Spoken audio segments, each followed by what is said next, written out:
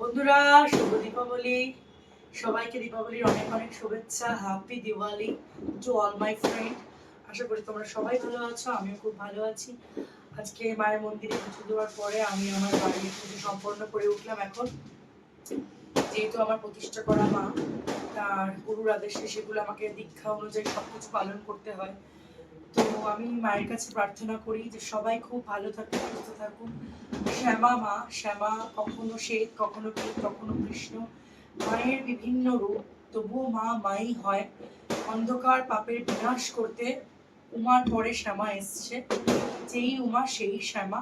আমাদের দশমহাবিদ্যা বলো, যাই বলো, মা কালী, মা মহাকালী, কালের অন্তে যিনি আছেন তিনি হচ্ছে মা মহাকালী। সমস্ত অন্ধকার পাপের বিনাশ করে মা কালী আমাদেরকে আলোর পথে নিয়ে যায়। মায়ের কাছে একটাই প্রার্থনা, মা কলুষিত সমাজ, যা কলুষিত, যা কালো, যা অন্ধকার, তুমি সব কিছু তোমার অঙ্গে ধারণ করো। মা, তুমি শ্যামা, তুমি কালী, তুমি দুর্গা, তুমি ষোড়শী, তুমি তারা, তুমি কামাখ্যা, তুমি সবকিছু। তো মায়ের বিভিন্ন রূপ দেখে আমরা মনোমুগ্ধ। আজকে এই কাল রাত্রিতে একটা কথাই বলবো, ঘোর অমাবস্যা কালী পুজোর।